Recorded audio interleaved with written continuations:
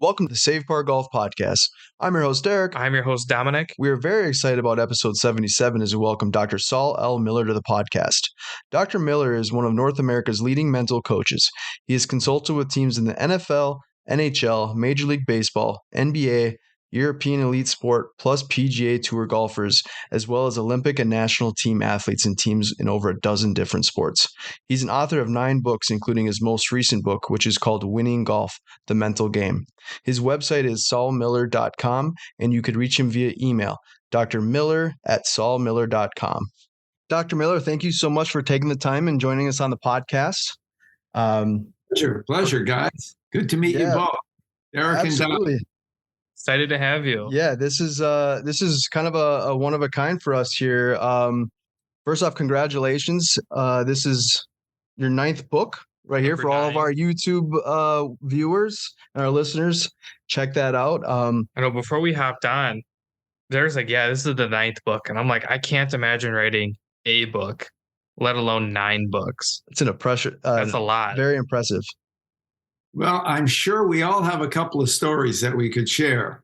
And, I spend a lot of time working with people, relatively normal people who want to be better.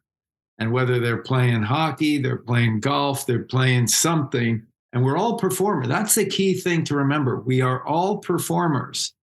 And there's no question about it. Under pressure, a lot of people get tense.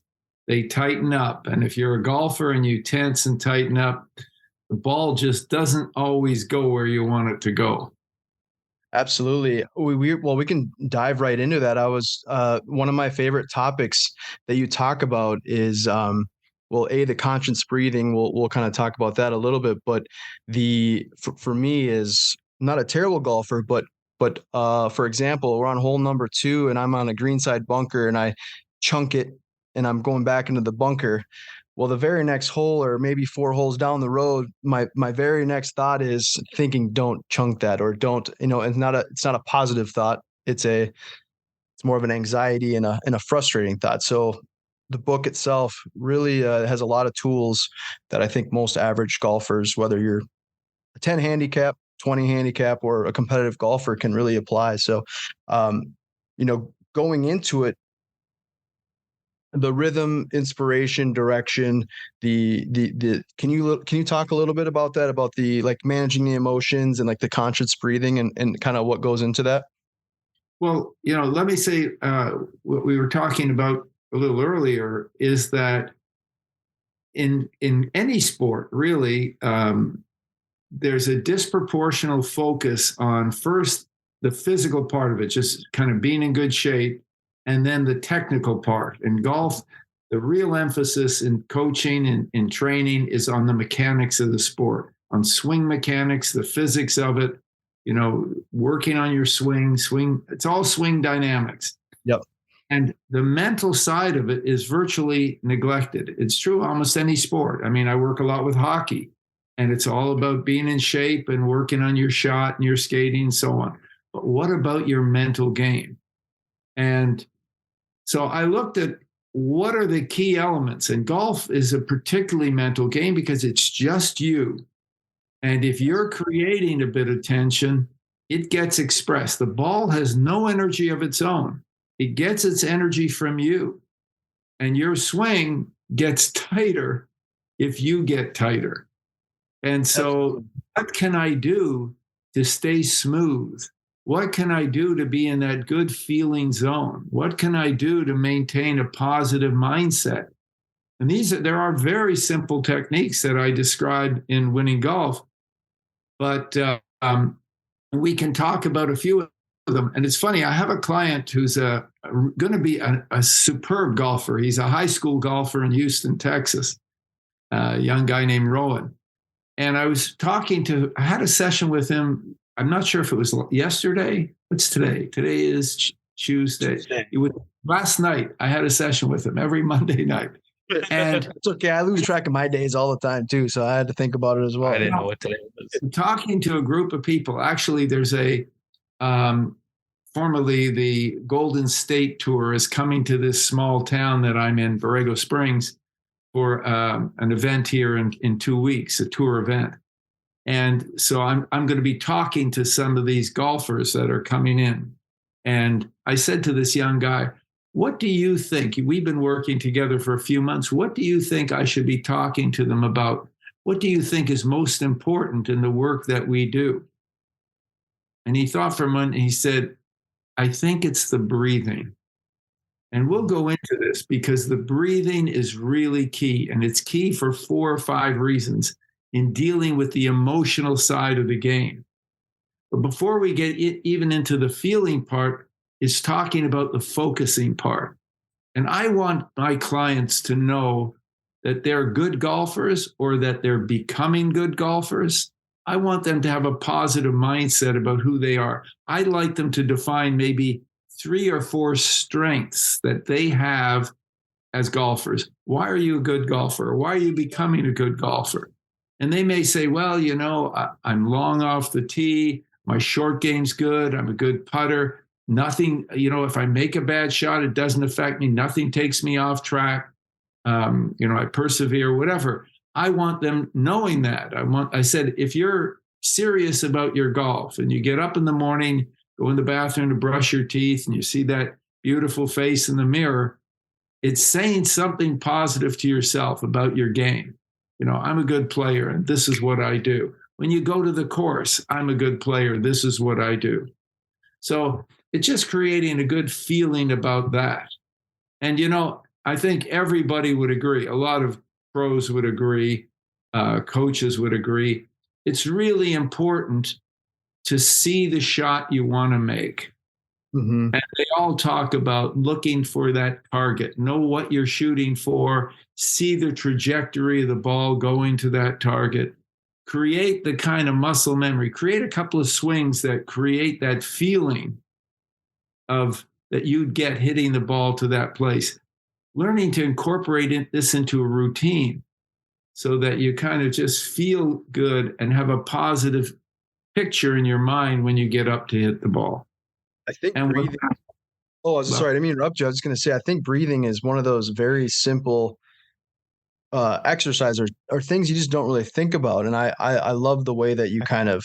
Yeah, it's definitely one of the most overlooked Exactly things for your mental side of things, whether that's any sport, just in day-to-day life. I feel like people don't really take time to really breathe and connect with things, especially in sports.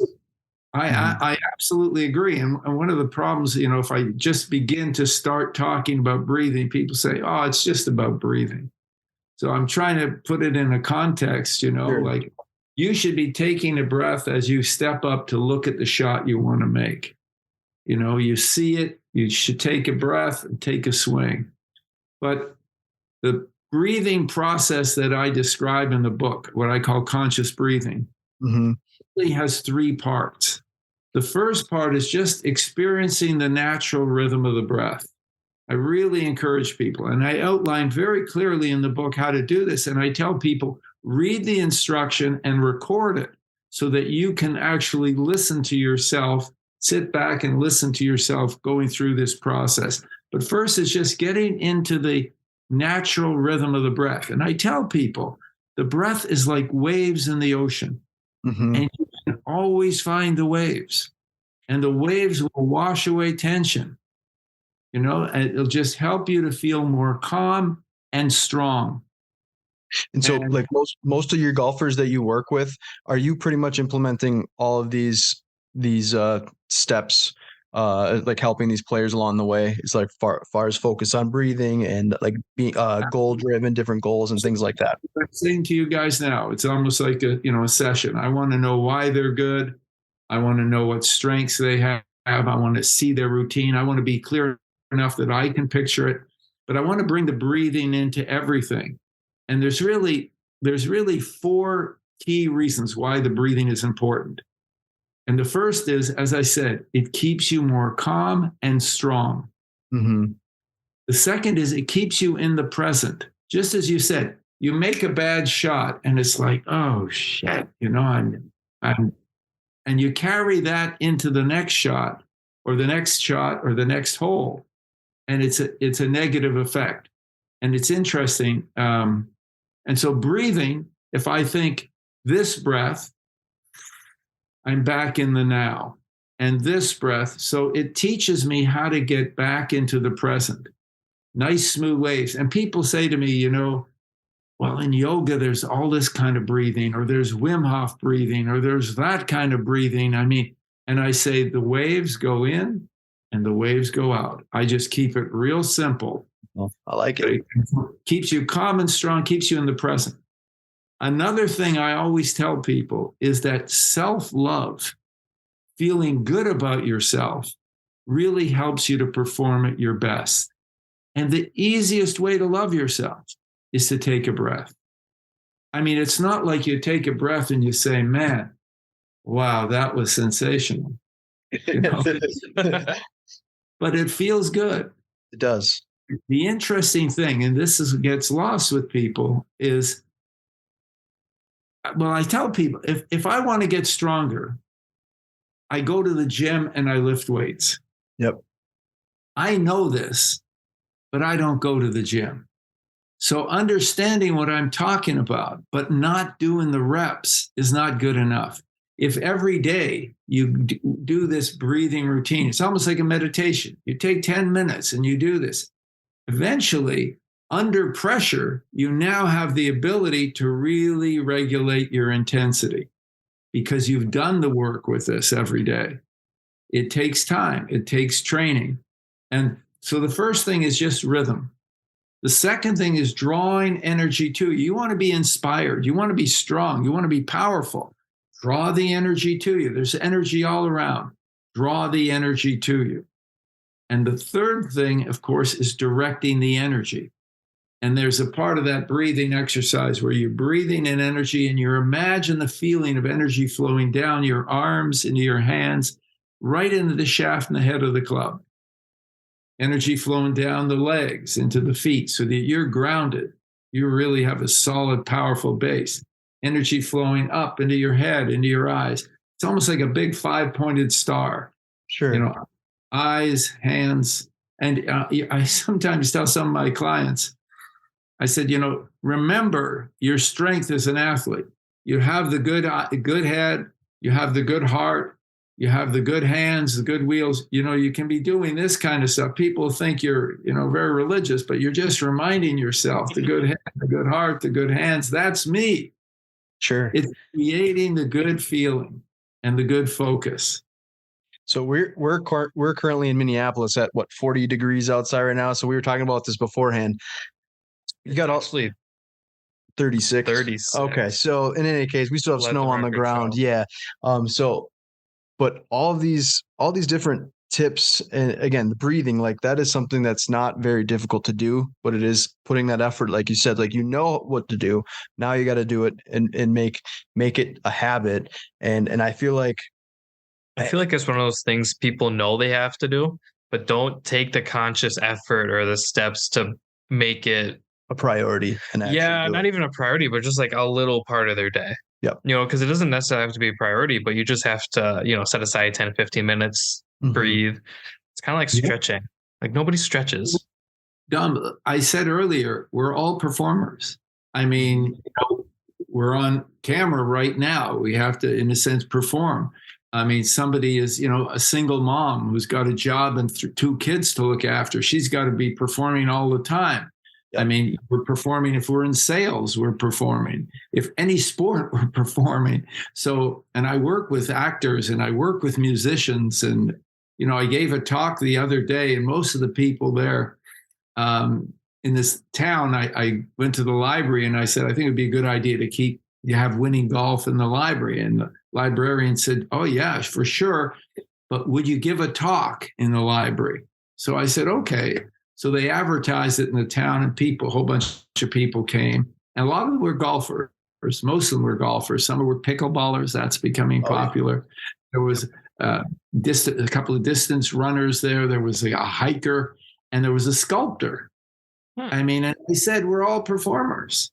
And these techniques apply to all of us. All of us want to be in that good feeling zone. All of us want to have a positive mindset. So these techniques actually apply to everyone. But golf is such a mental game. It's just you out there. Yep. You're playing this softball, you're playing hockey, you're playing some other sport. There's other guys there if you're having a bit of an off night, you know. Golf, it's just you. And it's funny, in the book, there's one chapter at the end of the book where I asked, I think 5 of my clients, 3 of them were NHL hockey players who I worked with for a number of years, not just guys I did 2 sessions with, but guys I actually worked with for several years. And then 2 NFL players I worked with for a couple of years. And all of them have become recreational golfers. They've all sort of moved on in their lives. So I asked them, how did the stuff that we did for you when you were playing hockey or football improve your golf game? And one of the hockey players said, and he played for 16 years in the NHL, he said, it's much easier playing hockey than it is playing golf. He said, because you get pissed off in hockey, you just go and cross-check somebody. Right. You can't do that in golf. That tension is expressed and the ball starts going to places it's not supposed to go.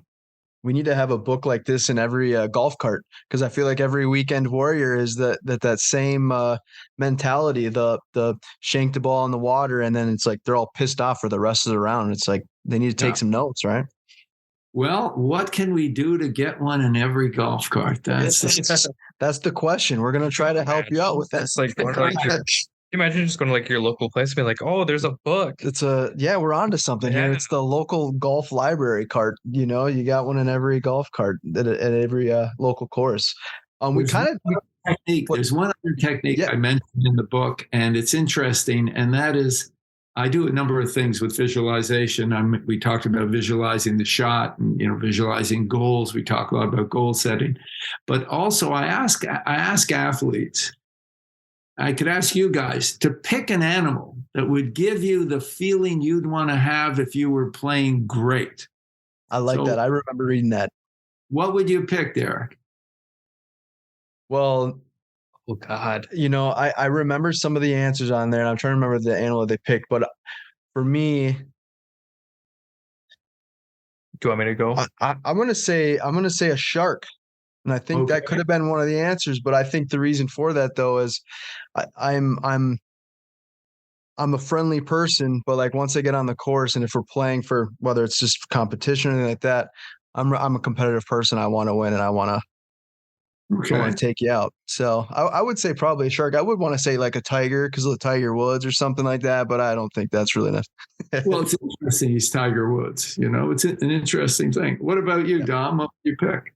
This is why we have a podcast together, because the first thing that came to my mind was like a fish, mainly because fish are fluid and always forward swimming. I like that. So it's kind of like, how you were saying, you can't get caught up on that one mental hiccup or the one physical hiccup. You just got to keep swimming. And I know that's a Finding Nemo thing. Or a Ted Lasso, Be a Goldfish. There you go. That TV show. But so I like that. For me, it's because I was like, birds are free, but I'm like, fish only, they're free flowing. They're continuously going forward. And then when Derek said shark, I was like, damn it. Well, it's interesting because I would say 99% of elite athletes are picking predators. They're picking tigers. I'd say probably 60, 70% are picking the big cats. Tigers, lions, cheetahs, pumas, panthers, whatever. A lot are picking wolves. Some guys are picking bears, picking sharks, picking eagles. I mean, Greg Norman was the great white shark, and tiger, of course, is tiger. But what's the difference between the golfer who's a predator and the golfer who's the prey? Yeah, you tell me. Right. It's a good question. Well, I think the I will say Derek's a little bit more competitive and a little bit more serious than I am. Mm-hmm. I go out there and, we kind of alluded to it earlier. I don't really have a mental game. For me, it's just kind of like, to me, a bad day golfing is better than a good day at work. Like, I love my job, and thankfully I don't think my boss listens.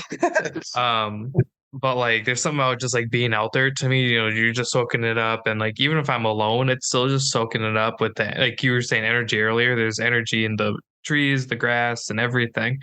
To me, it's feeling that. So maybe it's mainly my laid back kind of personality where Derek's the predator because he wants to attack every shot and attack every green. Because I remember one of the first times we played, you were like super aggressive on everything. And Yeah, I like to get along with everyone. I'm a pretty go with the flow guy, but like, so when there's a sport involved or whether it's basketball, any type of thing, there's like a switch that just yeah, kind of a flips. competitive nature. So I think that's kind of the main difference between. Well, but it's interesting because, I mean, Dom, you do have a mental game, and your mental game is to chill and enjoy playing the game and enjoy being out there. And of course, you want to make great shots and good shots, but you're there to really enjoy the play. Mm-hmm. As I said, most elite athletes are picking predators. The major difference is the predator steps out to make something happen. This shot is going there. The prey is more tentative. The prey is more like, I hope this works out. And there's that element of angst in there. And as I said, the ball has no energy of its own. It gets its energy from you. And if you're creating a bit of tentativeness, it interferes with the smooth flow of the swing and the smooth direction where the ball is going to go. So that question, it's actually a very interesting question. So would you say it's better to be a predator versus the prey, or do you think there's like a place for both in the game? Well, I think if you really strive to be an elite player, if you really want to be the best player you can be, if that's your priority, I definitely think being a predator is what you want to. There's a case there. It's a true story of one of my clients who's on one of the lesser tours. I mean, this guy came out of college, aspired to play in the PGA, and he struggled for a few years in these lesser tours. And he was struggling, and he came to see me, and we went through this process. And when I asked him to pick an animal, he chose he said to me, an old dog. So I said, really? Hey, what kind of dog? And he said, a golden retriever. Well, golden retrievers are nice dogs, right? They're really friendly dogs and comfortable dogs. And what he was telling me was his confidence wasn't there. He had been playing well, but he was fading late in matches. Some of it was anxiety. And I said, the golden retriever is not going to cut it for you if you want more. And I said, I want you to rethink it. And he came back with a lion. And he started, and I say, when you're walking down the ferry, walk like a lion. I mean, and he said, I felt better doing it. Now, this is just mind shift, know?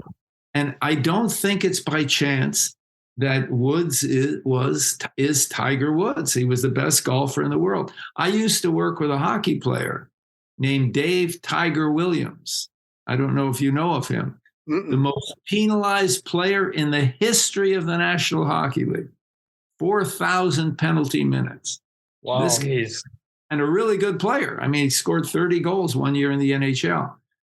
But this guy, when he was playing junior hockey, and there was some rap on him that he wasn't the best skater, that he wasn't going to play in the NHL, and he said, oh, yeah?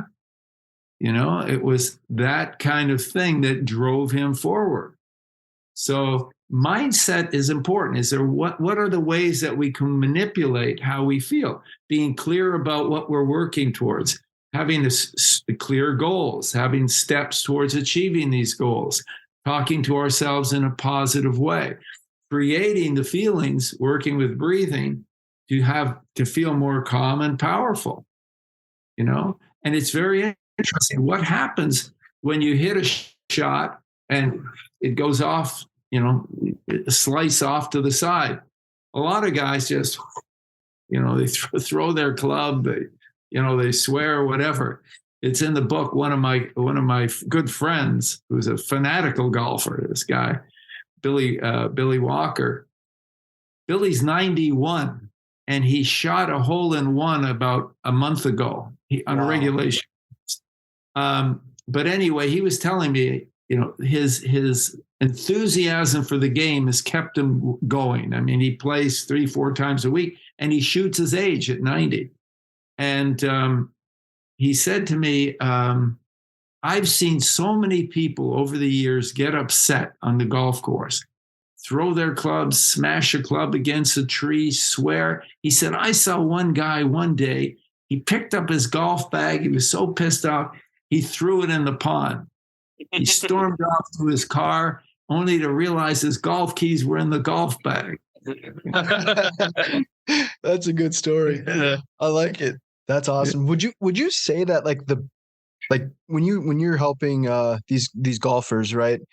I mean, majority of the issue is pretty much all mental, correct? Whether it's like anxiety or just not thinking properly, because you'd feel like the physical part of the game, once you're at like the collegiate level or you're going to a lower tour, like they all have that swing. They all know how to hit the ball in the fairway. They all, for the most part, right? Would you say like that's really the main difference to kind of setting yourself up from being an amateur or to the next level as a pro? I think the mental part is huge, and I think it's shockingly neglected. But I think there are other elements too. I don't know if you've had the chance to watch. There's a Netflix show called Full Swing. Yep. It's a good show, and it gives you some insight into the preparation. And watching it, I was really impressed with how hard these guys are working physically now. I mean, I think that's changed, and I think Tiger was part of a shift in that direction. Sure. But guys are really working out physically. They've got to do things. And one of the golfers I used to work with, and now he's a very insightful golf coach, is Jim Nelford. And he's in North Carolina now. And Nelford's very critical of the way the swings are taught. He said there's so much tension and torquing and being uptight that he feels it actually generates more adverse brain activity. It creates anxiety. Rather than you think of a lot of sports where there's just more flow. In baseball, the lower body steps in and then you stride into it, and a pitcher strides and then the arm follows. Mm-hmm. In golf, a lot of it's very rigid and uptight kind of stuff. And he said it makes people uptight. So I think there are elements. There's a lot of elements. It's a complicated game, and a precision game. It's not like, well, it would be easier if it was like just how many shots to hit the green. Right. Exactly. Like in your opinion, mentally, what is the toughest sport? I know you've worked with all sorts of different athletes all over. Do you have like would you say it is golf? Someone that plays golf, or what would you say? They're different. I mean, they all have their challenges. I think tennis is very difficult too. You're on the court by yourself for a couple of hours, and it's the same thing. If you're not playing well, you start to get down on yourself, and it just exacerbates the whole thing. It just gets worse and worse. The individual sports where you have to keep performing are very challenging mentally in that way. Sports, I worked in the NFL and I've worked, in the NHL. Those physical sports, as this guy was saying, you can bang somebody. You're starting to get upset. You can express that upset. You can't do it in golf. And this is interesting. I hope people can see this clearly. There we go. Yeah. Perfect. Yeah. This is something that shows the relationship between performance. So this is performance. This is maximal performance. And this is emotional intensity, or you could say pressure for that matter. And we see no intensity, performance is low. But as people get more and more dialed in, now they're in a good zone. They're feeling good and they're playing at their best. Now they're starting to try harder. They're getting uptight. They're getting frustrated, whatever, and performance drops off. And this is where the elite golfers have their issues. They start, they're dialed in. They want to play well. They're not just going around the course and having a couple of pops and, just being super casual. No, They want to do well. And if it's not going well and they're watching the leaderboard and, it's in so many sports when the the scouts are watching you, or what happened? You start efforting a little more, performance drops down. So I ask, I'm always asking my clients, on the scale of 1 to 10, what number would you be at your best? And, most people are somewhere in that range of, I'd say 6 to 8. Mm-hmm. And so I say, okay, let's say, you say 7 and you're feeling 8.5. What can you do to smooth it out? And again, it's how you talk to yourself. It's taking a breath, it's staying, but you have to practice this so that when you get away from the ring, away from the course, so that when you are actually under pressure, you have something to fall back on. You've built up enough of what psychologists would call habit strength to really be able to maintain some modicum of control. Otherwise, it's like, and I have a technique where I show people how to create extra tension, let it go, and take a breath. And that will clear the screen for a moment, and then you have to put in a positive thought. So that's what we all need for the first tee right there. That's what we all need. Yeah. Right? Well, it's always the most... Yeah. Oh, go ahead. No, I was going to say, it's interesting. In the book, I mentioned there's one chapter on the sub 60 club. Mm-hmm. These are all these PGA guys who shot rounds less than 60, and there's not many of them. And I'm trying to find out what's the common parameters. Of course, they were all putting lights out. But there are 2 guys I describe in the book, and I've talked with them at some length, who shot the best rounds ever on a regulation course, and that's 55. That's wild. Was it Jim Fear? Because one of the guys that shot a 50, he was at 8 or 59, I think. But it was 8. He shot a 58 or 59. Yeah. But these 2 guys shot 55. And one of them, the first guy ever to do it, was Ryan Gibson. And I was talking to Ryan about this. He's been on the tour and off the tour on lesser tours and so on. Nice guy. And he was saying that day that he did this, it wasn't a PGA event. He was playing with some buddies. He drove to the golf course, and they had a really good country western song on the radio. And he said, geez, man, that song was just going through my mind all day. I was kind of singing that song. And I said, well, breathing is cool. And, if you're singing, it's, he said, well, he wasn't breathing, he was singing. And I said, all right through that round, it just kept him flowing. It kept him loose. And, Tom Watson said, when I learned to breathe, I learned to win. And that's that quote actually typed in here. I wanted to mention that because it's a great quote. I never even knew that was a quote by Tom Watson. So yeah. I love it. And Curtis Strange said something like, the most important thing that you can do under pressure is breathe. Mm-hmm. So these are guys who, some people just do it intuitively. I mean, nobody trained them. They just do it. But if you do the reps, you have that strength. You talk to yourself in a positive way. You learn to see the shots you want to make. I remember being at the Canadian Open, and Mike Weir and Vijay Singh were battling for the last couple of holes. And Singh hit a shot that kind of went off to the right. I mean, for me, it would have been a fantastic shot, but for him, it was off to the right. Yep. He stood there, imaginary ball. He took a swing and saw the shot he wanted to make. And I'm sure he said something to himself like, that's me. Whereas most guys hit the lousy shot and they go, shit, and they get upset, and they just set up the next one. Yeah. That's impressive. Do you know I'm not a big country western music fan, but if you have the note, I'm trying to shoot a 55. So if you can figure out that song, let me know. Listen, I'm trying to shoot an 80. I will tell you what that song was. I was gonna say, I'm pretty sure. And then I went and listened to the song. Did you shoot a 55 after that? I did not. I say if we're gonna. No, but that's exactly what I was gonna say. We could do that on a front nine or a back nine, but so other than breathing, My favorite part that you talked about and what I think would really help people, can you kind of dive into what a SMART goal is? Because I feel like Derek and I were kind of talking about this earlier. I feel like everybody's, and you say in the book, everybody says, "Oh, my goal this year is to get better." Well, Mhm. how can you physically get better? Like what kind of goals can you set to like attain that? Um, Let me just find the song, and then I will. Yes. Sure, sure.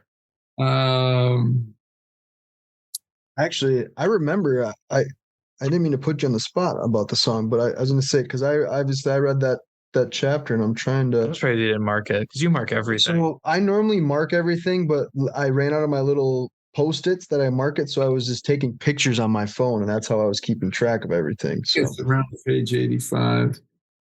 Well, maybe Derek's way off. maybe people should buy the book, and then they'll find that's out what it is. that's what we There need we to do go. right there. Here's If what they it looks want to like. find out how to shoot a 55, get this book, and we'll obviously put the link on there too for it when we post. But I yeah, think the whole goals, I like that.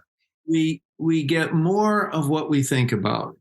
When I'm working with somebody, the first thing I'm telling them is that the mind is like this amazing supercomputer, and you're the boss. It's your computer. If you don't like what you think, or you don't like how you feel, change the program. And so what we're talking about is creating programs that really give them an edge. And if you really aspire to be a serious golfer or a serious athlete, a serious anything, set some goals. And what Don mentioned, the idea of a SMART goal, the S is for make it specific. Clearly write down what that goal is. To make it very general is not going to really have the same impact. The M and SMART is make it measurable. Mm-hmm. If you can quantify it, then you can see if you're progressing towards that goal, moving towards what the goal is. What is the A? What's the A, Dom? Oh God. Well, you're looking at. I was gonna say the thing I like about goals is that that's something that you should make, whether it's something personal, whether it's work related, and I know I'm a very goal oriented person, and said that whether it's short term goals, intermediate goals, those are things that you can bring that into golf. Do you want to shoot? Maybe by the end of the season, you want to at least have one round in the 70s, or something that you want to, you have a long-term goal for the summer, and then a short goal, whether it's like I just don't want a 3-putt, or maybe limit my 3 putts is a short-term goal on playing a round of golf. Well, I tell like this young golfer I was talking about, Rowan. I ask him every day. Because he's a high school golfer, he's going, and a very good one. He's going out every day and he's training. I said every day have a goal. I suggest you get a little book, just a small little book this big, and you write down today I'm going to work on my putting line. Yep. And today I'm going to work on my short game, my chipping, and give yourself a score at the end of the day. But so it should be specific, it should be measurable, it should be A is attainable. It should be something that you can realistically do. Achieve. If Yep. it's a goal for the day, what can I attain? Let's say you say I want to shoot 70, then that's a great goal. Where am I now? What are the steps I have to do to achieve that goal? And then it should be something that's attainable, Relevant. relevant, absolutely. And it should be something that has you put a temporal fix on it. So it's something I'm going to do this week or this month. Timely is T. Exactly. Yep.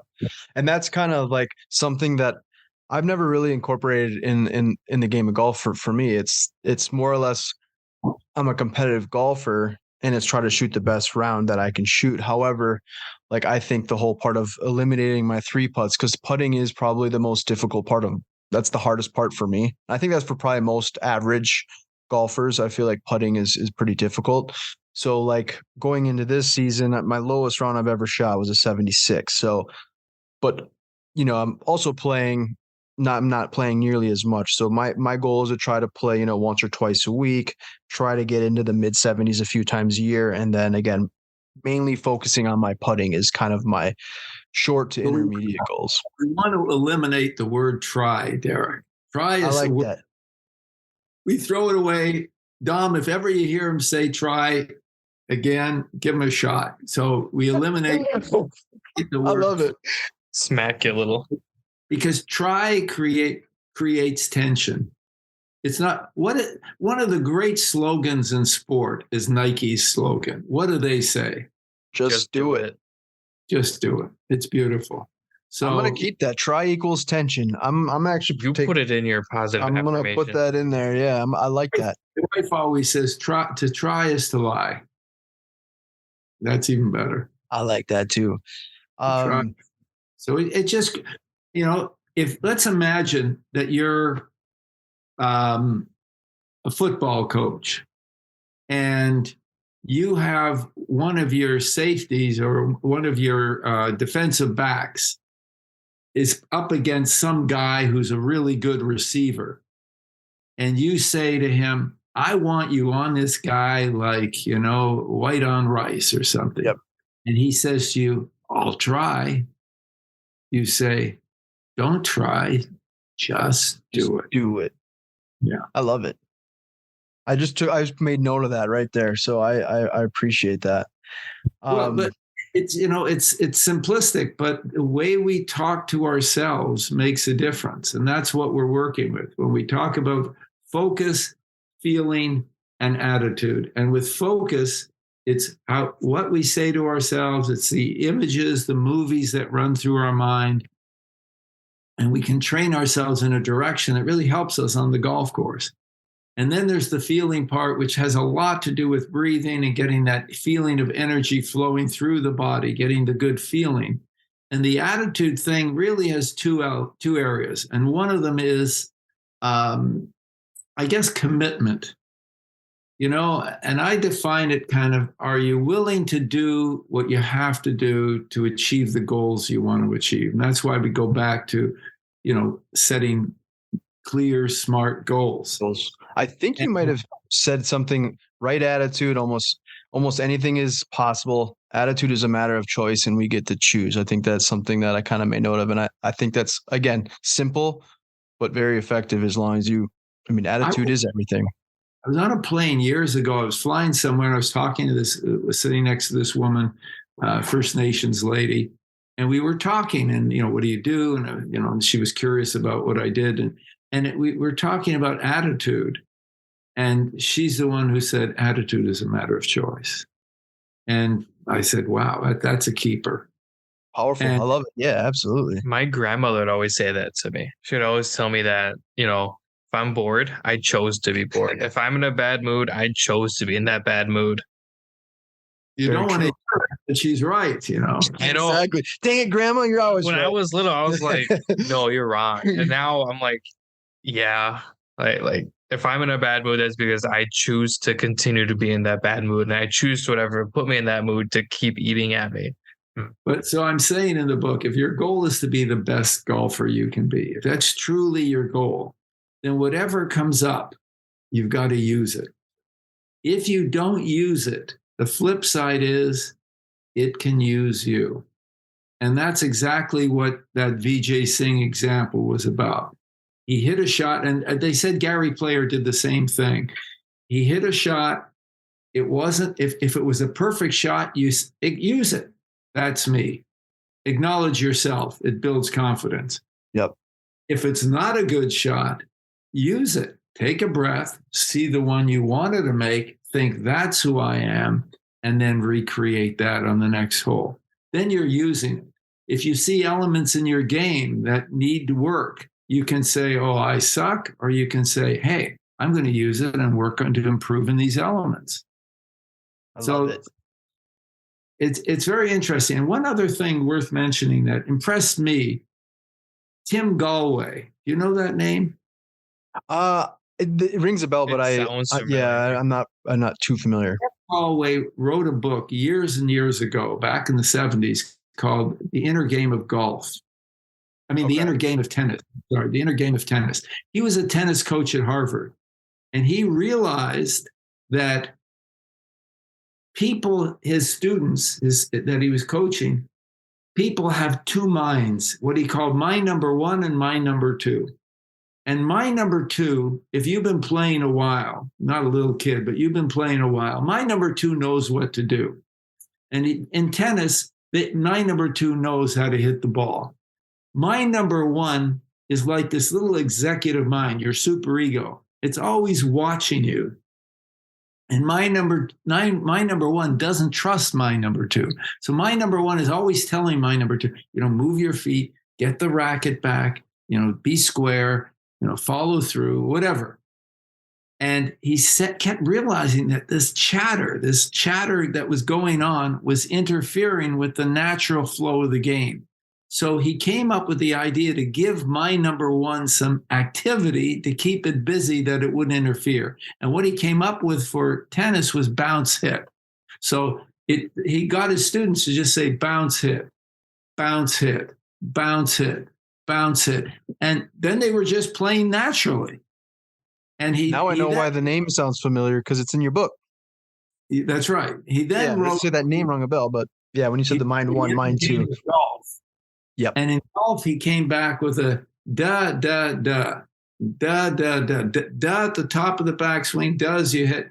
I just make it simpler. I say breathe in, breathe out, breathe in, breathe out.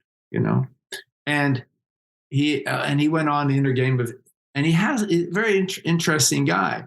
Well, when I was talking to Ryan Gibson, I mentioned it in the book, I was talking about mind one and mind two. And he said, I did talk to a psychologist years ago. And the guy said to me, I should give that part of my mind a name. And I call it the weasel, he said. Sometimes he wants to tell the weasel to, F off, leave me alone.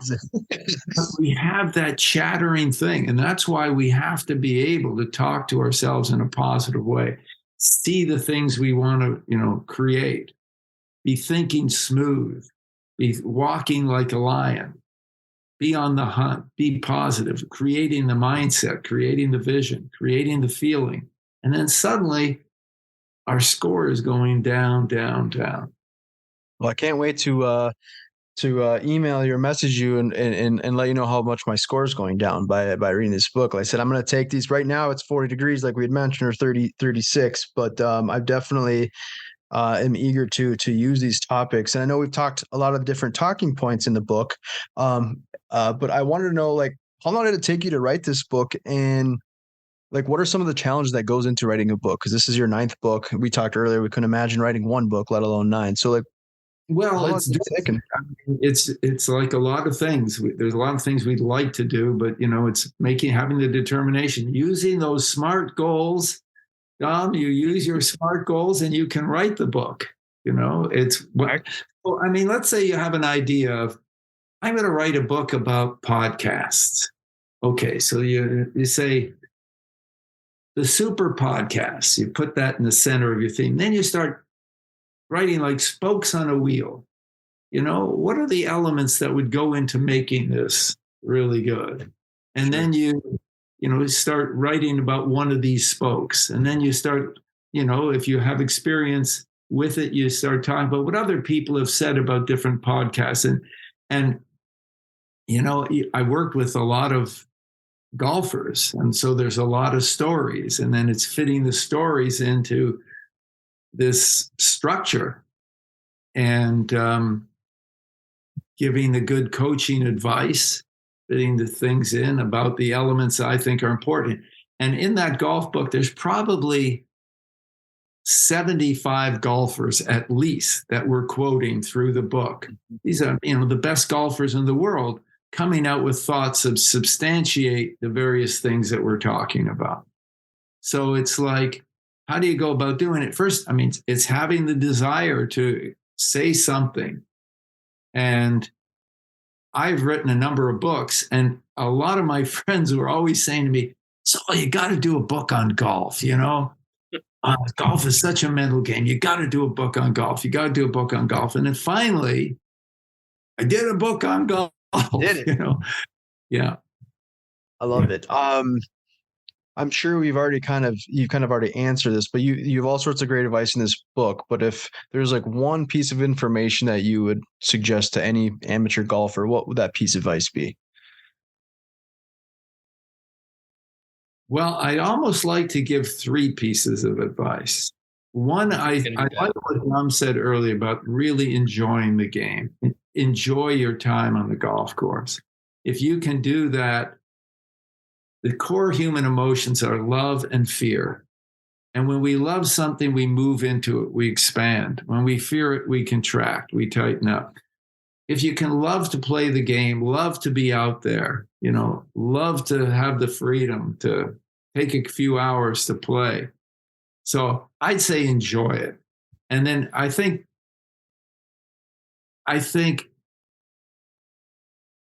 work at creating a positive mindset by the way you talk to yourself and see yourself creating the thing that you want to make happen. There's an amazing story of Jim Carrey. I'm sure you've read about it, where family was struggling financially, and he went to LA and he wrote himself a check with a date on it, and it made the check out to him for $10 million, said he was going to get paid $10 million. And sure enough, at the time, several years later, when that check would have come due, he got $10 million for making, I think it was Dumb and Dumber. And he says about that experience, you don't just write the check and then go out and have a sandwich. It's like you write the check and then you got to do the work. Yep. But so I'd say be clear in your mind what you want to make happen. Enjoy playing the game. Get some positive thoughts and positive work of imagery to make it happen. And maybe to me, the most important thing is learn how to create the feelings with breathing, conscious breathing, that really help you, sustain you, shot after shot, day after day, in whatever you're going to do. Those are great answers. I love that. So if someone wanted to reach out to you, hold on. We didn't ask my good question. Oh, okay. We got another question. So sure. We were kind of sitting around and we're do you think he watches sports and goes, they should have been breathing more, or they should have been, maybe he shanked it right, and then he's like, I can help that guy with that. Do you ever find yourself going, wow, they should have done this or this differently? I just feel I absolutely. I see people at times who it tends to be that they kind of look upset. They're not enjoying themselves. They're not enjoying what's going on. They're getting frustrated. And I think I could help that guy. There's just a guy, I won't mention his name, but he's been struggling. He struggled in the last Masters coming up next week. He's struggling in the Texas Open, or the Texas tournament they had last week. And I said to a good friend of mine, Brian, I said, I should be talking to that guy. Absolutely. You see that all the time. Or I was watching one of the NHL goalies, who's a really good goalie, been struggling. And I talked to one of the GMs and I said, I should be working with that guy. So absolutely, I do say that. Obviously we're talking about the Winning Golf book, but as far as you have a wide range of customer base and clients, how often for a golfer, for example, is it a couple sessions? Does it go a couple years? Typically how does that work? If someone wants to reach out to you and needs your assistance, what do you offer and how long is that? Normally I would ask for a 2 or 3 session introduction. So 3 sessions to get people going. After that, sometimes that's all I see people. And sometimes I'll see them for years. Okay. The guy in the NHL, I saw him for 10 years and I might see him 20 times during the season. We do it virtually. And, for him, it was I wasn't his coach. I wasn't his dad. I wasn't his wife. It was somebody he could talk to about what was going on and, just give him some feedback in a sense. Number of people I've worked with in all sports that I've seen for years. But it's really, I would say a 3-session introduction would give people the tools. The first session, we go through the basics. The second session is usually about 2 weeks later when they've had a chance to practice this stuff. And the third session is maybe a month later when they've really sort of been working with it and do some adjusting. And then but people say, well, I've got a big tournament coming up. I've got NCAAs. I've got whatever it is. And they want to just go over some stuff. And usually we're going over the same, we're just tweaking the same thing. It's fine tuning and reminding people, getting them to love themselves. Sure. Remember what we said, that self-love, feeling good about yourself, is something that really helps you to be at your best about anything. Yep. And the easiest way to love yourself is to take a breath. Well, Dr. Miller, I really appreciate your time. This has been fantastic. And again, love the book, and I can't wait to use these techniques and different like the breathing and all that, take it right to the core. So, and you could even use it in different parts of life. My shark is gonna come out on hole number 1 in the first round of golf. That's for sure. Great. I mean, it certainly did. And yeah, absolutely. Jack Nicholson's the Golden Bear. Oh, yeah. Rather. Okay, guys. Thank you so much. Put my website or put my email address on the thing if anybody does want to contact, and I'm try and respond. Absolutely. Thanks so much. Yeah. Bad word. I will respond. Yes, there you go. I love how you caught it. I love it. Thanks again. You take care. Yep. Bye now. Bye-bye.